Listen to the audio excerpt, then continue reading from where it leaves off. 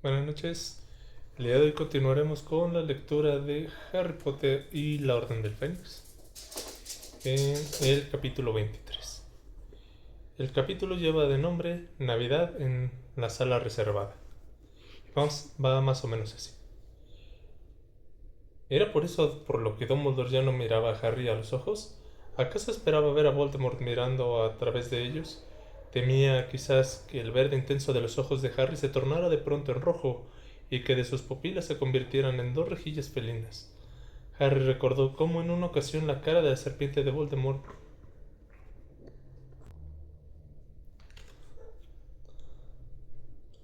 había salido de la parte de atrás de la cabeza del profesor Quirrell, y si pasó una mano por la nuca, preguntándose qué ocurriría si Voldemort saliera de pronto de su cráneo. Se sentía sucio, contaminado, como si llevara dentro un germen mortal. No era digno de ir sentado en un vagón de metro. De regreso del hospital, con gente inocente y limpia cuyas mentes y cuyos cuerpos estaban libres de estigma de Voldemort, él solamente había visto la serpiente. Él era la serpiente, ahora lo sabía. Entonces se le ocurrió algo verdaderamente terrible, un recuerdo que le surgió de su mente, y que hizo que las entrañas se le retorcieran como si fueran serpientes. ¿Qué busca aparte de seguidor? ¿A qué busca aparte de seguidores? Cosas que solo puede conseguir furtivamente, como un arma o algo que no tenía la última vez. Yo soy el arma, pensó Harry, y fue como si por sus venas corriera el veneno en lugar de sangre, un veneno que lo dejó helado e hizo que rompiera a sudar mientras se mecía contra el tren por un oscuro túnel. Voldemort intenta utilizarme, por eso me pone vigilantes a donde quiera que voy, pero no es para protegerme, sino para proteger a los demás. Lo que ocurre es que no funciona porque no pueden vigilarme constantemente dentro de Hogwarts. Anoche, anoche ataqué al señor Weasley, seguro que fui yo. Voldemort me obligó a hacerlo. Podría estar dentro de mí ahora mismo escuchando lo que pienso. ¿Te encuentras bien, Harry, querido? Le susurró la señora Weasley, inclinándose sobre Ginny para hablar con él, mientras el tren traqueteaba por el túnel. No tienes muy buen aspecto. ¿Estás mareado? Todos lo miraban. Harry movió la cabeza enérgicamente y fijó la vista en el anuncio de la compañía de seguros. Harry, cariño, ¿seguro que estás bien? Insistió la señora Weasley, preocupada cuando rodeaba la descuidada extensión de hierba que había en el centro de Grimmauld Place. Estás tan pálido. ¿Seguro que has dormido esta mañana? Ahora subes a tu habitación y duermes un par de horas antes de la cena, ¿de acuerdo? Harry asintió. Ya tenía una excusa para no tener que hablar con los demás, y eso era precisamente lo que él necesitaba. En cuanto a la señora Weasley, abrió la puerta de la calle. Harry pasó por toda prisa delante del paragüero con forma de pierna de troll, subió la escalera y fue al dormitorio que compartió con Ron. Una vez ahí empezó a pasearse por la habitación delante de las dos camas y del cuadro vacío de Phineas Nigellus. En su cerebro bullían preguntas y más ideas espantosas. ¿Cómo se había convertido en serpiente? A lo mejor era un animago. No, no podía ser, lo sabría. Quizás Voldemort fuera un animago. Sí, pensó Harry. Eso encaja. Voldemort puede transformarse en una serpiente, y cuando me posee, ambos nos transformamos. Aunque eso sigue sin explicar cómo llegué a Londres y regresé a mi cama en unos 5 minutos. Pero Voldemort es el mago más poderoso del mundo, aparte de Dumbledore. No creo que para él sea difícil transportar a alguien de este modo. Y entonces lo cometió un sentimiento de pánico pensar. Pero esto es una locura. Si Voldemort me posee ahora mismo, me estoy proporcionando una clara visión del cuartel general de la Orden del Fénix. Sabría quién pertenece a la Orden y dónde está Sirius. Y he escuchado un montón de cosas que no debería de haber escuchado. Todo lo que Sirius me contó la primera noche que pasé aquí. Una cosa estaba clara. Tenía que salir de Grimmauld Place cuando antes. Pasaría la Navidad en Hogwarts con los demás, y así al menos estaría a salvo durante las vacaciones. Pero no, eso no serviría de nada. En Hogwarts quedaba mucha gente a la que Voldemort podía atacar, y si la próxima vez le tocaba a Simus, a Dean o a Neville, dejó de dar vueltas por la habitación y se quedó contemplando el cuadro vacío de Phineas Nicholas. Notaba un peso cada vez mayor en lo hondo del estómago. No tenía alternativa. Debía regresar a Privet Drive y separarse por completo de los otros magos. Bueno, si debía hacerlo, pensó. No había que retrasar el momento. Hizo un esfuerzo descomunal para no pensar en cómo iba a reaccionar los Dursley cuando lo vieran en la puerta 6 meses antes de lo que esperaban. Fue hacia su baúl, cerró la tapa y echó llave. Luego miró alrededor automáticamente buscando a Hedwig, pero entonces recordó que la lechuza se había quedado en Hogwarts. Mejor, así no tendría que cargar con su jaula. Tomó el baúl por un extremo y tiró de él hacia la puerta, cuando una voz sarcástica dijo: ¿Qué haces? ¿Huyes? Harry se dio la vuelta. Phineas Nigellus, que había aparecido en el lienzo de su retrato y estaba apoyado en el marco observando con una expresión divertida en la cara. No, no huyo, respondió Harry con aspereza y tiró un poco más de su baúl hacia la puerta.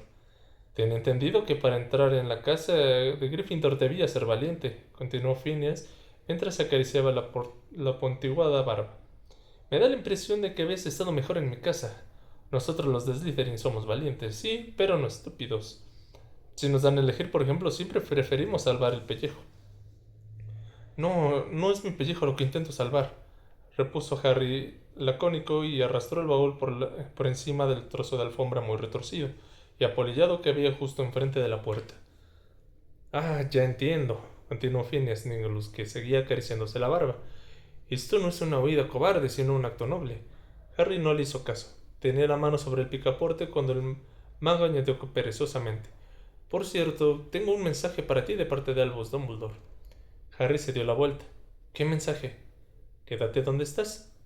No me he movido, exclamó Harry sin levantar la mano del picaporte. Dime, ¿cuál es el mensaje? Acabo de dártelo, imbécil. Lo soltó Phineas Nigellus sin alterarse. Dumbledore me ha ordenado que te diga: quédate donde estás. ¿Por qué? Preguntó Harry con impaciencia y soltó el baúl. ¿Por qué quiere que me quede aquí? ¿Qué más ha dicho? Nada más, respondió el mago y arqueó una delgada y negra ceja, como si creyera que Harry era un impertinente. El genio del muchacho afloró a la superficie como cabeza de una serpiente que asoma por encima de la hierba crecida. Estaba agotado, se sentía sumamente desconcertado, había experimentado terror, alivio y luego otra vez terror en las últimas 12 horas, y Dumbledore seguía sin hablar con él. Y ya está, ¿no? Dijo en voz alta. Quédate donde estás. Eso fue lo único que me dijeron después de que me atacaran los dementores. Quédate quieto mientras los adultos se encargan de solucionarlo, Harry. Pero no vamos a molestarnos en explicarte nada porque tu diminuto cerebro no podía asimilarlo. Mira, añadió Phineas Nigellus hablando en voz más alta que la de Harry. Por eso precisamente odiaba ser profesor. Los jóvenes están convencidos de que tienen la razón sobre todas las cosas. ¿No se te ha ocurrido pensar, miserable engreído, que podría haber un excelente motivo porque el director de Hogwarts no te confía los detalles de sus planes? ¿Nunca has parado de pensar mientras te sentías tan injustamente tratado que obedecer las órdenes de Dumbledore todavía no te ha causado ningún daño? No, claro que no. Como todos los jóvenes, estás convencido de que eres el único que siente y que piensa, el único que reconoce el peligro, el único lo bastante inteligente para darse cuenta de que es lo mejor y qué es lo que plantea el señor tenebroso. Entonces, ¿es verdad que plantea hacer algo relacionado conmigo? Preguntó Harry inmediatamente. ¿He dicho yo eso? Comentó Phineas Nigellus mientras examinaba ociosamente sus guantes de seda. Mira, si me disculpas, tengo cosas mejores que hacer que escuchar escuchar las elucubraciones de un adolescente. Que tengas un buen día. Y se fue pisando fuerte hasta el borde del cuadro y se perdió de vista. Muy bien, vete, gritó Harry al cuadro vacío, y dale las gracias a Dumbledore de mi parte. El lienzo permaneció en silencio. Harry, furioso, arrastró de nuevo el baúl hasta el pie de la cama y luego se tumbó boca abajo sobre la polillada colcha, con los ojos cerrados. Notaba que el cuerpo pesado y dolorido. Tenía la sensación de haber hecho un viaje de kilómetros y kilómetros. Parecía imposible que solo 24 horas atrás Cho Chang se le hubiera acercado debajo del ramillete del muérdago. Estaba tan cansado, le daba miedo dormirse, pero no sabía cuánto tiempo iba a aguantar. Dumbledore le había dicho que se quedara. Eso debía significar que tenía permiso para dormir. ¿Pero tenía miedo? ¿Y si volvió a ocurrir? Se hundía en las sombras. Fue como si dentro de su cabeza hubiera un rollo de pergamino que había estado esperando hasta ese momento para ponerse en marcha. Caminaba por un pasillo vacío hacia la puerta lisa y negra, un pasillo de vastas paredes de piedra donde había colgadas antorchas. Dejaba atrás una pequeña puerta A la izquierda quedaba una escalera que descendía. Estiraba el brazo y agarraba el picaporte de la puerta, pero no podía abrirla. Se quedaba mirándola y desesperado por entrar. Detrás de aquella puerta había algo que deseaba con toda su alma, un premio que superaba todos sus sueños. Si la cicatriz dejaba de dolerle, quizá pudiera pensar con más claridad. Harry, le dijo entonces la voz de Ron de muy lejos. Mamá dice que la cena está lista, pero si quieres quedarte un rato más en la cama, te guardaré un plato. Harry abrió los ojos, pero Ron ya había salido del dormitorio. ¿No quiere quedarse a solas conmigo?, pensó. Es lógico, después de lo que ha oído decir a Modi. Dio por hecho que ninguno de ellos querría estar con él ahora que sabía lo que tenía dentro. No bajaría a cenar, no quería imponerle su compañía, así que se tumbó sobre el otro costado, y al cabo de un rato se quedó dormido. Despertó mucho más tarde, a la primera hora de la mañana. Las tripas le dolían de hambre y su amigo roncaba en la cama de al lado. Echó un vistazo a la habitación con los ojos entornados y vio la oscura silueta de Phineas Nigellus, que volvía a estar en su retrato. Y se le ocurrió pensar, seguramente Dumbledore había enviado a Phineas Nigellus para que lo vigilara y así atacaba por si atacaba a alguien más. Volvía a sentirse sucio. Casi se arrepentía de haber obedecido a Dumbledore. Al fin y al cabo, si la vida de Grimmauld Place iba a ser así a partir de entonces, quizás estuviera mejor en Pivetre. Aquella mañana, todos se dedicaron a colgar adornos navideños. Harry no recordaba haber visto jamás a Sirius de tan buen humor. Hasta cantaba villancicos, y parecía encantado de tener la compañía para Navidad. Harry escuchaba la voz de su padrino que llegaba hasta él desde el piso de abajo a través del suelo helado del salón donde estaba sentado solo, mientras contemplaba por la ventana el cielo, cada vez más blanco que amenazaba nieve. Se sentía un sádico placer al dar a los otros la oportunidad de seguir hablando de él, como sin duda había de estar haciendo. Cuando oyó a la señora Weasley lo llamaba tímidamente por la escalera, a la hora de comer. Harry subió unos pisos más y no le hizo caso. Hacia las 6 de la tarde, como el timbre de la puerta, sonó el timbre de la puerta y la señora Black se puso a gritar como de costumbre. Harry, suponiendo que sería Mundungus o algún otro miembro de la orden, se limitó a instalarse más cómodamente contra la pared de la habitación de Buckbeak, donde se había escondido, e intentó no prestar atención al hambre que tenía mientras le daba ratas muertas al hipogrifo. Sin embargo, se llevó una sorpresa cuando unos minutos más tarde alguien golpeó con fuerza la puerta. «Sé que estás ahí adentro», dijo la voz de Hermione. «¿Quieres salir, por favor? Tengo que hablar contigo». «¿Qué haces aquí?», le preguntó Harry al abrirla mientras Buckbeak arañaba el suelo cubierto de paja en busca de algún trozo de rata que podría habérsele caído. «¿No ibas a esquiar con tus padres?». «Verás, he de confesar que el esquí no es mi fuerte», le contó Hermione. «Así que he venido a pasar las navidades aquí». Tenía nieve en el pelo y la cara sonrosada por el efecto del frío. «Pero no se lo digas a Ron. A él le he dicho que esquiar es estupendo porque no paraba de reír. Mis padres estaban un poco disgustados, pero les he dicho que los alumnos se toman en serio los exámenes que quedan a estudiar en Hogwarts. Quieren que saque buenas notas, de modo que lo entenderán.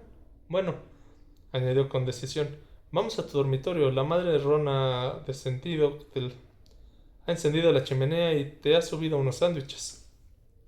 Harry siguió al segundo piso. Cuando entró en el dormitorio, se llevó la sorpresa a ver que Ron y Ginny lo estaban esperando sentados en la cama de Ron. «He venido en el autobús noctámbulo», dijo Hermione como quien no quiere la cosa, y se quitó la chaqueta antes de que Harry tuviera la ocasión de hablar. «Ayer por la mañana a primera hora Dumbledore me contó lo que había pasado, pero no he podido marcharme del colegio hasta que el trimestre haya terminado oficialmente.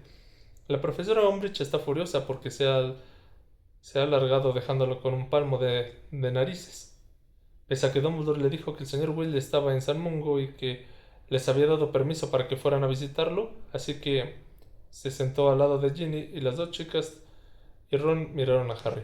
«¿Cómo te encuentras?», le preguntó Hermione. «Bien», contestó él fríamente. «Vamos, Harry, no mientas», repuso ella con impaciencia. «Ron y Ginny me han comentado Desde que volvieron de Salmungo te has estado escondiendo de los demás. No me digas, replicó Harry fulminando con la mirada a Ron y Ginny. Ron se contempló los pies, pero Ginny continuó impertérrita y exclamó: Es verdad, ni siquiera nos miras. Son ustedes los que no me miran a mí, protestó Harry furioso. A lo mejor resulta que se turnan para mirarse y no coinciden nunca, sugirió Hermione con el amargo de una sonrisa en los labios. Muy gracioso, espetó Harry y se dio la vuelta. Deja de hacerte el incomprendido, Harry, dijo su amiga con crudeza. Mira, los demás me han contado lo que escucharon anoche con las orejas extensibles. ¿Así? Gruñó Harry con las manos hundidas en los bolsillos, mientras observaba cómo fuera caían gruesos copos de nieve. Han estado hablando de mí, ¿no? Bueno, la verdad es que ya me estoy acostumbrando. Queríamos hablar contigo, Harry, dijo Ginny, pero como desde que llegamos no has hecho más que esconderte. No quería que nadie hablara conmigo, admitió él, que cada vez se sentía más molesto. Pues esa es una postura muy estúpida, replicó Ginny con enojo, dado que yo soy la única persona que conoces que ha estado poseída por quien tú sabes quién, y por tanto puedo explicarte lo que se siente. Harry se quedó callado, asimilando con el impacto de aquellas palabras. Entonces se dio la vuelta. No me acordaba de eso, se excusó. Pues tiene suerte, dijo Ginny fríamente. Lo siento, se disculpó Harry con sinceridad. Entonces, ¿creen que estoy poseído? A ver, ¿recuerdas todo lo que has hecho? Me preguntó Ginny. ¿O hay largos periodos en blanco de los que no recuerdas nada? Harry se exprimió el cerebro. No, contestó tras una pausa. Entonces, quien tú sabes, ¿no te ha poseído nunca? Dedujo Ginny con simplicidad. Cuando me poseyó a mí, no recordaba lo que había hecho durante horas seguidas. De pronto me encontraba en un sitio y no tenía ni la más remota idea de cómo había llegado ahí. Harry no se atrevía a creerla. Sin embargo, pese a su reticencia, el peso que lo abrumaba empezó a aligerarse. Pero ese sueño que tuve sobre tu padre y la serpiente... ¿Ya has tenido sueños de esos otras veces, Harry? Terció Hermione. El año pasado tenías visiones de lo que Voldemort se trae entre manos. Esta vez ha sido distinto, aseguró su amigo moviendo negativamente la cabeza.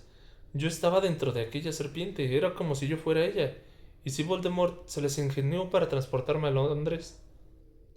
Algún día leerás la historia de Hogwarts, dijo Hermione con un tono de profundo fastidio, y quizás te enteres de que dentro del colegio uno no puede aparecerse ni desaparecerse, ni siquiera Voldemort. Podría hacer salir volando... Ni Voldemort podría hacer de salir volando de tu dormitorio, Harry. No te levantaste de la cama, Harry, intervino Ron.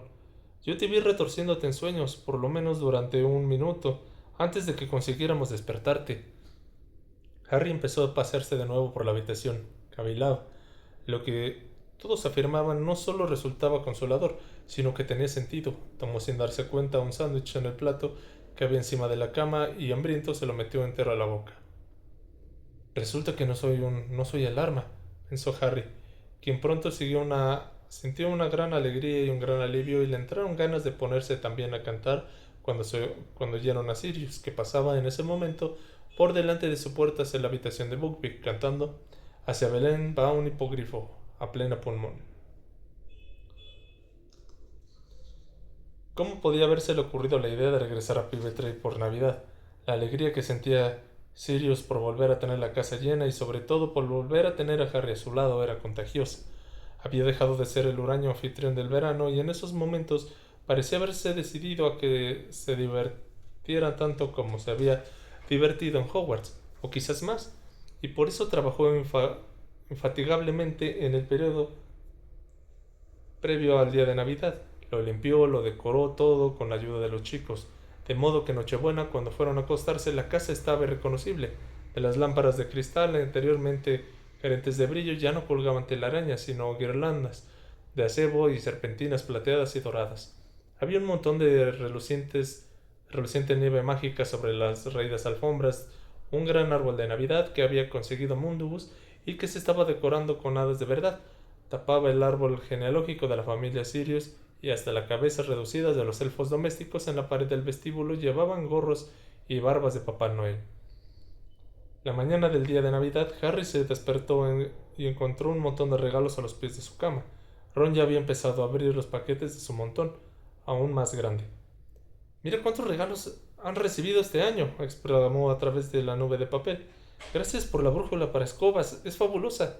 Supera el regalo de Hermione, un planificador de deberes. Entonces Harry buscó entre sus regalos y encontró uno con la letra de Hermione.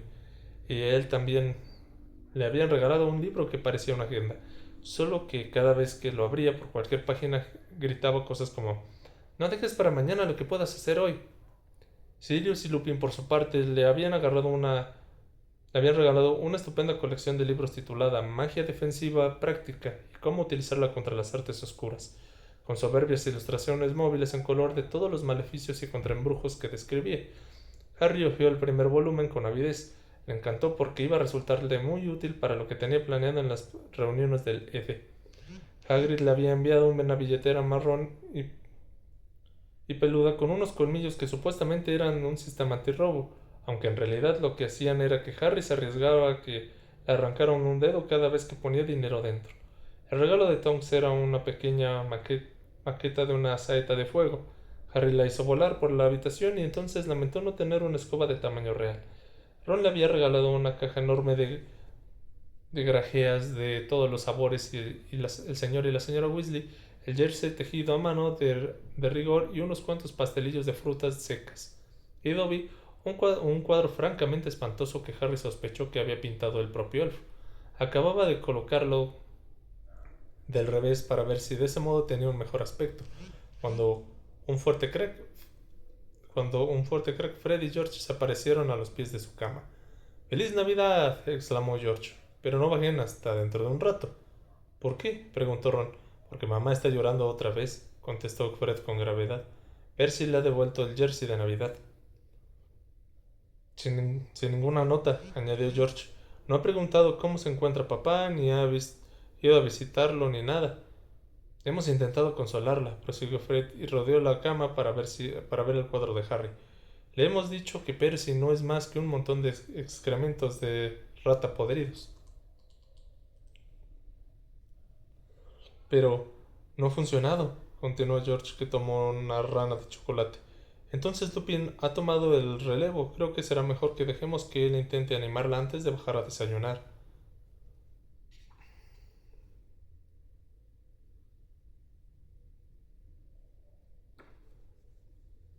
«Oye, ¿qué se supone que representa?», preguntó Fred escudriñando el cuadro de Dobby. «Parece un gibón con los ojos negros». «Es Harry», exclamó George, y señaló el dorso del cuadro. «Lo pone aquí. Es un buen retrato», opinó Fred sonriendo, y le lanzó su nueva agenda de deberes, que chocó contra la pared y cayó al suelo, desde donde gritó alegremente: «Si el trabajo has terminado, puedes ir a comprarte un helado». Luego se levantaron y se vistieron. Desde arriba oían a los distintos habitantes de la casa deseándose feliz Navidad los unos a los otros. Cuando bajaban por la escalera se encontraron con Hermione. «Gracias por el libro, Harry», dijo ella alegremente. «Hacía siglos que buscaba la nueva teoría de numerología, y ese perfume es muy especial, Ron». «Me alegro que te haya gustado», repuso Ron. «Pero ¿para quién es eso?», añadió señalando el paquete cuidadosamente envuelto que Hermione llevaba en las manos. «Para Kreacher», contestó ella muy satisfecha. «Espero que no sea ropa», le previno Ron. «Ya sabes lo que dice Sirius. Kreacher sabe demasiado. No podemos darle la libertad». «No, no es ropa», lo tranquilizó Hermione. «Aunque si por mí fuera, desde luego que le habría regalado algo para ponerse que no sea ese trapo viejo y mugriento. Es una colcha de parches. Pensé que le alegraría un poco su dormitorio».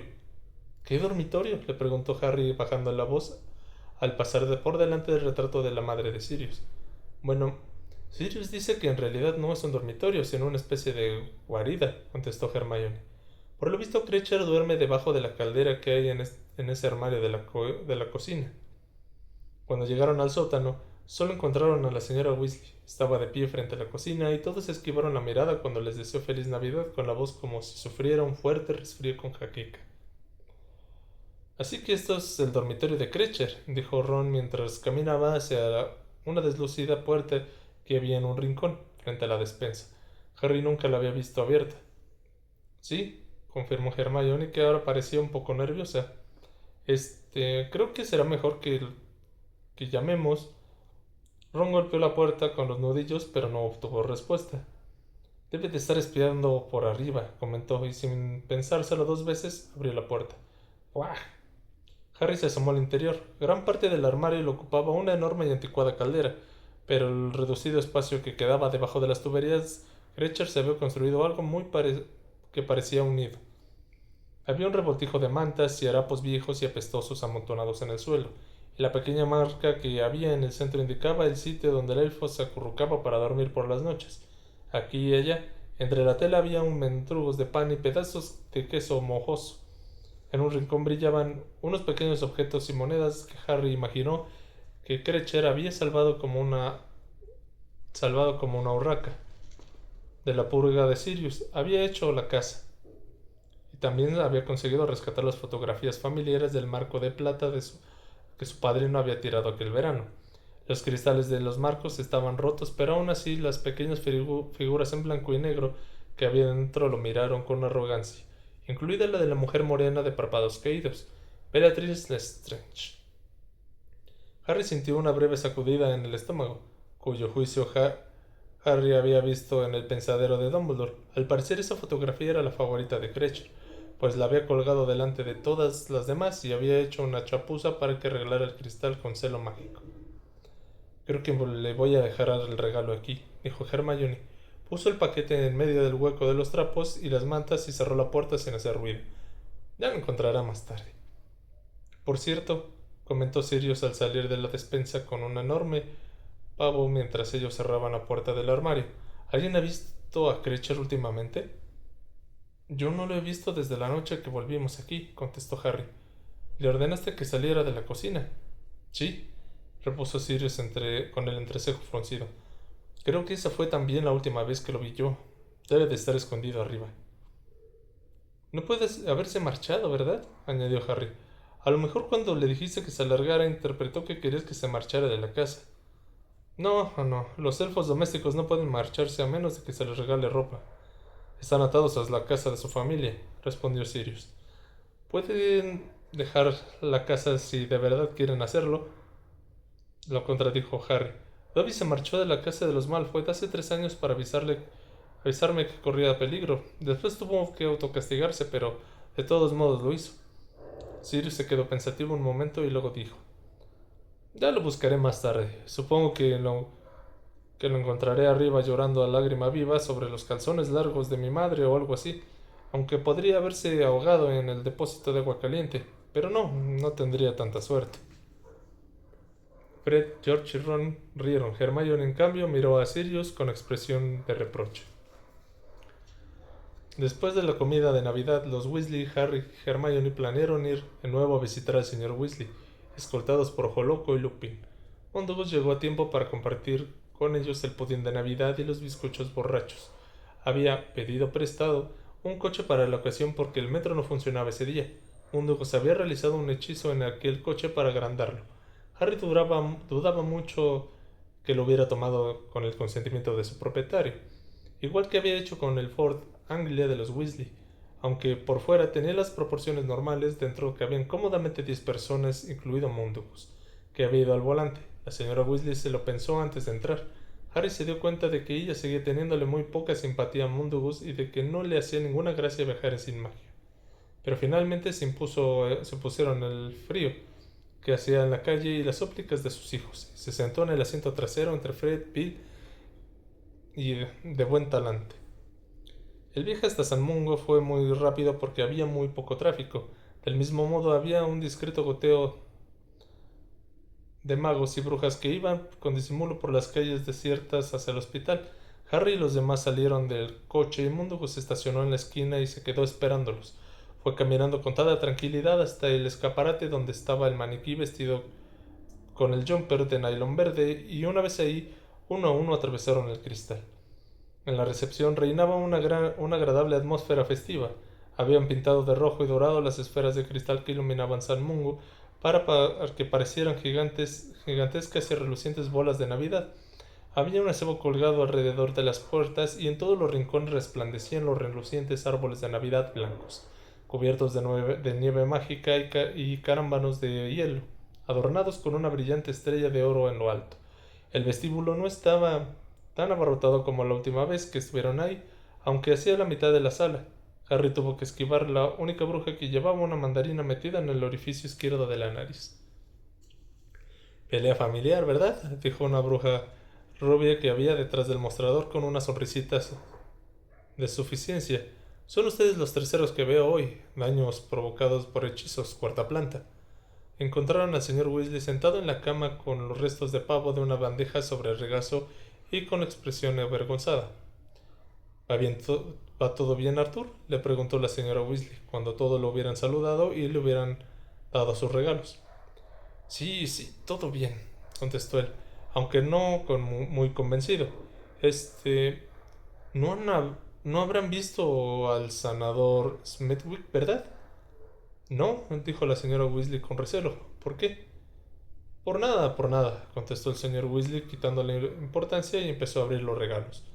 Bueno, ¿lo han pasado bien? ¿Qué les han regalado por Navidad? Oh, Harry, esto es maravilloso. Acababa de abrir el regalo de Harry, un rollo de alambre posible y un juego de destornilladores.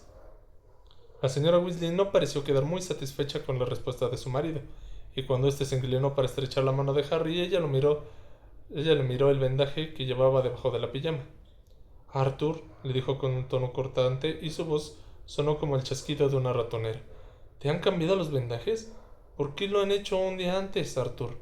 Me dijeron que no te los cambiarían hasta mañana. ¿Qué?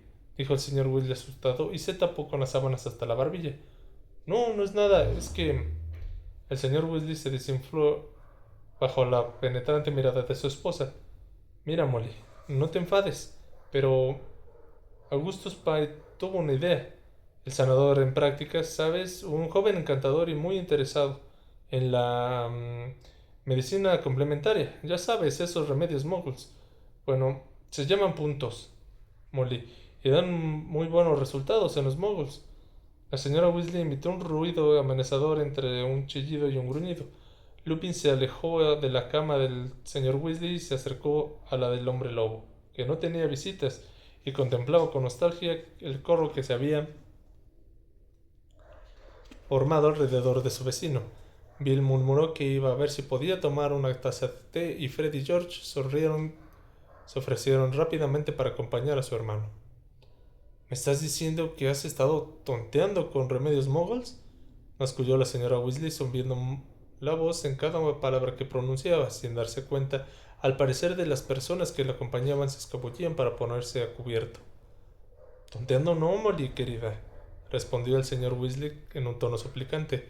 No es más que algo que Pye y a mí nos pareció oportuno probar, solo que, desgraciadamente, bueno, con este tipo de heridas no parece funcionar tan bien como esperábamos.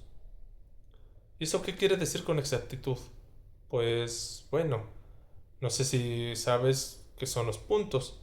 Suena como si hubieras intentado coserte la piel, repuso la señora Weasley y soltó una risotada amarga.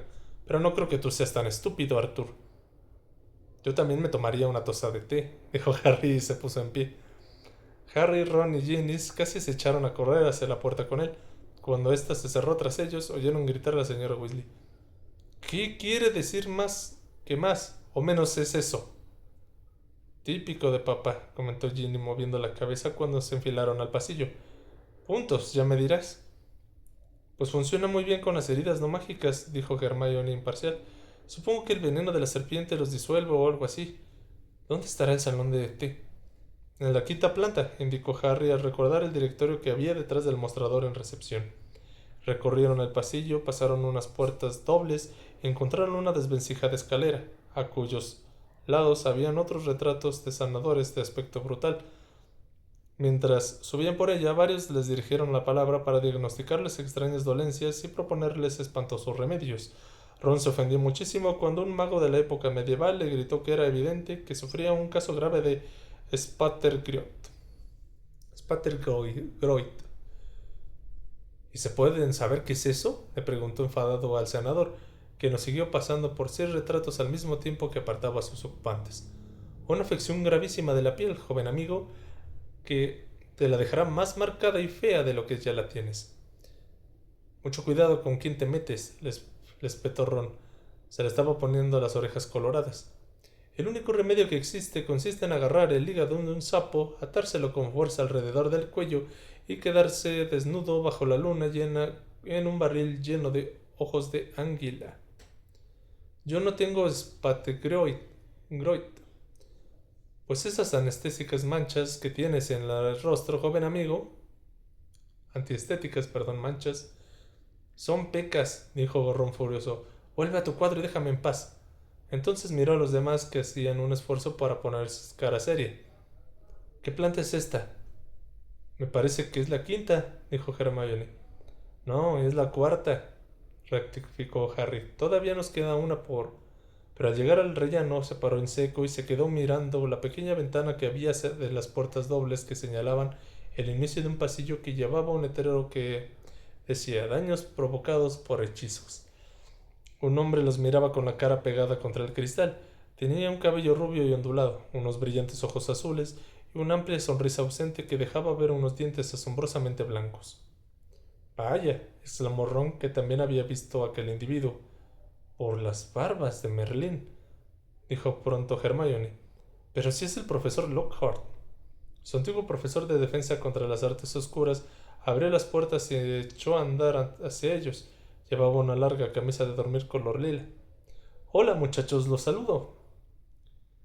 Han venido a pedirme un autógrafo, ¿verdad? No ha cambiado mucho, ¿eh? Le susurró Harry por lo bajo y Ginny sonrió. ¿Cómo está, profesor?, le preguntó Ron. Parecía que se sentía un poco culpable porque había sido su varita estropeada lo que había dañado hasta tal punto la memoria del profesor Lockhart que lo había enviado a San Mungo. Pero Harry no sentía mucha lástima por el profesor, pues antes de que eso ocurriera, Lockhart había intentado borrarles permanentemente la memoria a Ron y a él. Muy bien, gracias, respondió Lockhart desbordante de entusiasmo y sacó una maltratada pluma de pavo real de su bolsillo. A ver, ¿cuántos autógrafos quieren? Ahora ya puedo escribir con letra cursiva. Ahora no queremos ninguno, gracias, contestó Ron y miró arqueando las cejas a Harry, que preguntó: Profesor, ¿lo dejan pasearse por los pasillos? ¿No debería de estar en una sala? La sonrisa del rostro de Lockhart se esfumó poco a poco. El hombre se quedó mirando fijamente a Harry y luego dijo: ¿Nos conocemos? Pues sí, usted nos daba clases en Hogwarts, ¿no se acuerda? ¿Clases?, repitió Lockhart un tanto agitado. ¿Yo? ¿En serio? Entonces la sonrisa volvió a aparecer en sus labios tan de repente que los chicos casi se asustaron. Seguro que les enseñé todo cuanto saben, ¿verdad? Bien, ¿y qué de esos autógrafos? ¿Les parece bien que les firme una docena? Así podría regalar unos cuantos a sus amiguitos y nadie se quedará sin ni uno. Pero entonces una cabeza se asomó por la puerta que había al fondo del pasillo y una voz dijo: Gilderoy, niño travieso, ya te has escapado otra vez. Una sanadora de aspecto maternal que llevaba una corona de adornos navideños en el pelo echó a andar por el pasillo sonriendo cariñosamente a Harry y a los demás. Oh, Gilderoy, pero si tienes visitas. ¡Qué maravilla! ¿Y el día de Navidad? Saben que nunca recibe visitas, pobrecito, y no me lo explico por qué. Es un encanto. ¿Verdad, corazón? Les estoy firmando autógrafos, replicó Gilderoy a la senadora con una amplia sonrisa. Quieren un montón de autógrafos. Dicen que no se irán sin ellos. Espero tener suficientes fotografías. ¿Han visto?, dijo la sanadora y tomó a Lockhart por el brazo y le sonrió afectuosamente como si fuera un niño precoz de 2 años. Antes era muy famoso. Creemos que su afición por firmar autógrafos es una señal de que empieza a recuperar la memoria. ¿Quieren venir por aquí? Está en una sala reservada, ¿saben? Ha debido de escaparse mientras yo repartía los regalos de Navidad porque normalmente la puerta está cerrada, pero no es peligroso. En todo caso, bajó la voz hasta reducirla a un susurro. Podría ser un peligro para sí mismo. Pobre angelito. No sabe quién es. Y a veces sale y no recuerda el camino de regreso. Han sido muy amables en venir a visitarlo. Dijo Ron, señalando en vano el piso de arriba. En realidad nosotros solo... Pero la sanadora les sonreía con expectación y el débil murmullo de íbamos a tomar una taza de té se perdió en el aire. Los chicos se miraron sin poder hacer nada y luego siguieron a Lockhart y a su sanadora por el pasillo. No nos quedemos mucho tiempo, por favor, imploró Ron en voz baja. La sanadora apuntó con la varita a la puerta de la sala. Genus Tickey y murmuró a lo Homora. La puerta se abrió y la sanadora entró en la sala precediendo a los demás y llevando sujeto con firmeza a Gilderoy por el brazo, hasta que lo hubo sentado en una butaca junto a su cama. Esta es nuestra sala para los pacientes que tienen que pasar una larga temporada en el hospital, explicó a Harry, Ron, Hermione y Ginny en voz baja. Es decir, para los que han sufrido daños por hechizos, con un tratamiento intensivo de pociones y encantamientos curativos y con algo de suerte conseguiremos que mejore un poco.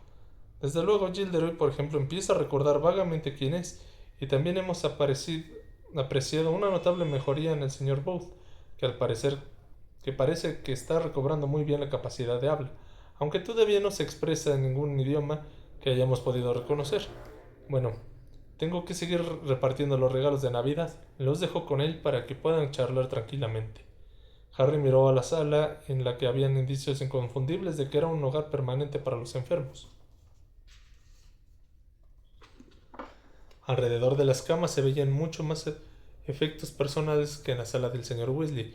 El trozo de pared que abarcaba la cabecera de la cama de Gilderoy, por ejemplo, estaba empapelado con fotografías suyas en las que sonreía mostrando los dientes y saludaba con la mano a los recién llegados. Gilderoy había firmado muchas de aquellas fotografías con una letra y la banda infantil. En cuanto la sanadora lo sentó en la butaca, Gilderoy tomó un montón de ellas y una pluma. Empezó a estampar su firma febrilemente. Puedes meterlas en sobres, le dijo Gilderoy, y fue echándoselas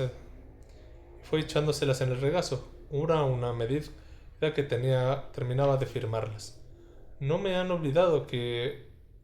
¿Qué va? Todavía recibo muchas cartas de admiradores. Gladys Guldion me escribe cada semana. Me encantaría saber por qué. Hizo una pausa, con gesto de desconcierto. Luego volvió a sonreír y siguió firmando con renovada energía. Supongo que será sencillamente por lo guapo que soy. En la cama de enfrente, un mago de rostro amarillento y un aire de profunda tristeza estaba tumbado contemplando el techo. Murmuraba para sí y parecía que no se había dado cuenta de que alguien había entrado en la sala. 2 camas más allá había una mujer cuyo rostro estaba cubierto de pelo. Harry recordó que algo similar le había pasado a Hermione durante el segundo curso, aunque por fortuna en su caso los daños no habían sido permanentes. Al fondo de la sala, unas cortinas con estampado de flores al fondo topaban 2 camas, para que los ocupantes y sus visitas tuvieran un poco de intimidad. Toma, Agnes, le dijo la sanadora alegremente a la mujer con la cara cubierta de pelo, y le entregó un montón de regalos de Navidad. ¿Lo ves? No se han olvidado de ti. Además, tu hijo ha enviado una lechuza para decir que esta noche vendrá a visitarte. ¿Estás contenta? Agnes soltó unos fuertes ladridos. Y mira, Broderick, te han enviado una planta y un calendario precioso muy bonitas. Muy bonitas ilustraciones de un hipogrifo diferente en cada mes. Seguro que te animarán, ¿verdad? Afirmó la sanadora mientras se acercaba al hombre que yacía murmurando por lo bajo. Puso una planta feísima con largos y oscilantes tentáculos en su mesita de noche y colgó el calendario en la pared con un movimiento de su varita mágica. La señora Longbottom, ¿ya se marcha? Harry giró la cabeza con rapidez. Había descorrido las cortinas que ocultaban las 2 camas del fondo de la sala, y 2 visitantes iban por el pasillo. Una anciana bruja de aspecto imponente que llevaba un largo vestido verde, una polillada piel de zorro y un sombrero puntiagudo decorado con un buitre disecado, y detrás de ella, con aire profundamente deprimido, iba Neville. De pronto Harry comprendió quiénes debían ser los pacientes de las camas del fondo. Miró alrededor con urgencia, en busca de algo con que distraer a los demás, para que Neville pudiera salir de la sala sin ser visto y sin que le hicieran preguntas, pero Ron también había levantado la cabeza al oír el apellido, Longbottom. Y antes de que Harry pudiera impedírselo, gritó, ¡Neville! Este dio un brinco y se encogió como si una bala lo hubiera pasado rozándole la cabeza. Somos nosotros, Neville, exclamó Ron, y muy contento poniéndose en pie. ¿Has visto? Lockhart está aquí. ¿A quiénes has venido a visitar tú?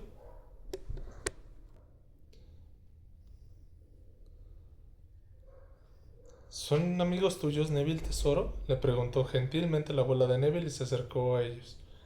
Parecía que Neville deseaba estar en cualquier otro sitio. Un intenso rubor se estaba extendiendo por sus rodillas,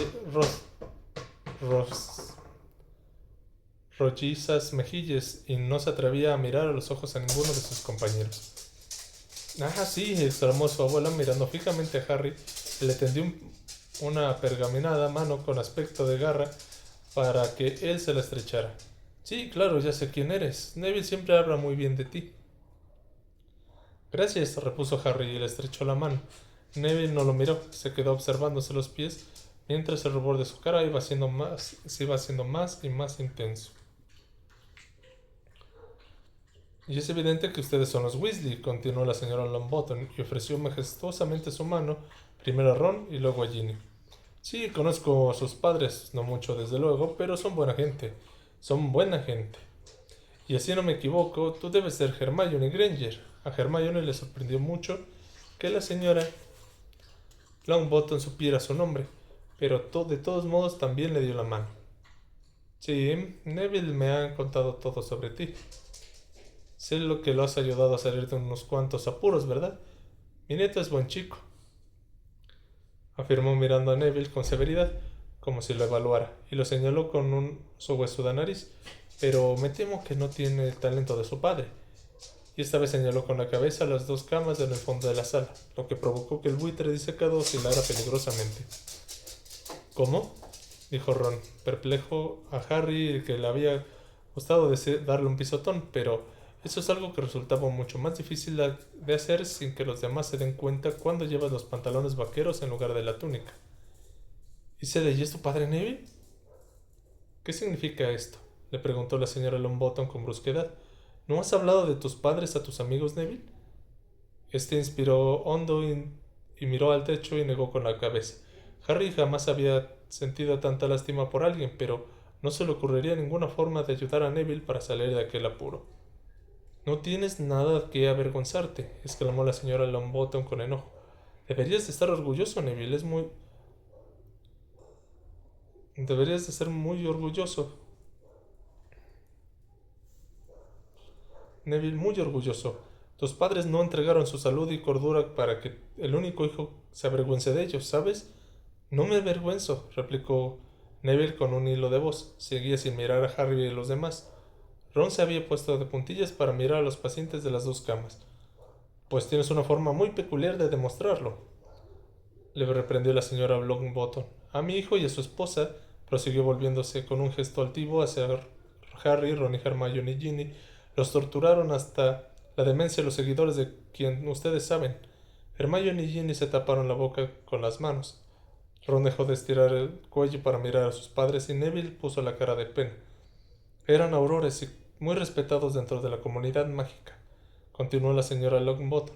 Ambos tenían dones extraordinarios y si... Alice, querida, ¿qué quieres?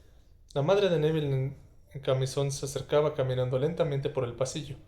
Ya no tenía el rostro alegre y regordete que Harry había visto en una vieja fotografía de la primera orden del Fénix que había enseñado Modi. Ahora tenía la cara delgada y agotada. Los ojos parecían más grandes de lo normal, y el pelo se le había vuelto blanco, ralo y sin vida. Tal vez no quisiera decir nada o quizás fuera incapaz de hablar, pero le hizo unas tímidas señas a Neville y le tendió algo con la mano. ¿Otra vez?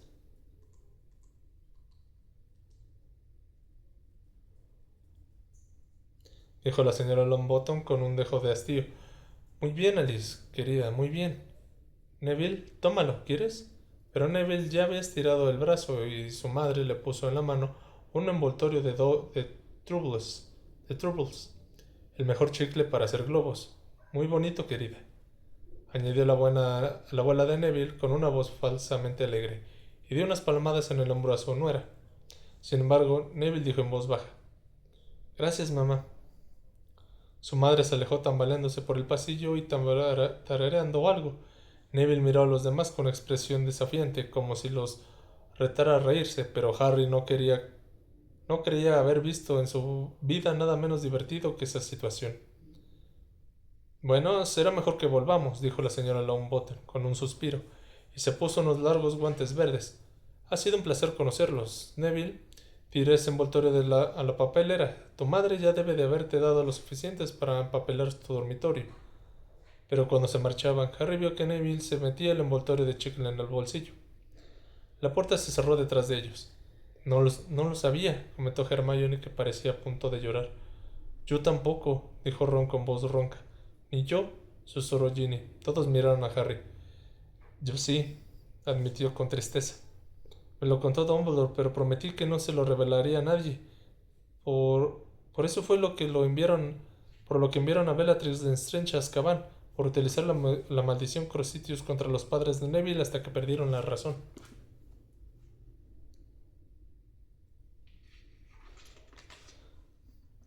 ¿Eso hizo Bellatrix Lestrange?, susurró Hermione horrorizada. ¿Esa mujer cuya fotografía Critcher guarda en su cubil? Se hizo un largo silencio que Lockhart interrumpió con su voz enojada. No he aprendido a escribir con letra cursiva para nada. Fin del capítulo 23. Muchas gracias, gente. Esperemos que les haya gustado la lectura. Les mando un fuerte abrazo a todos y nos vemos el día de mañana.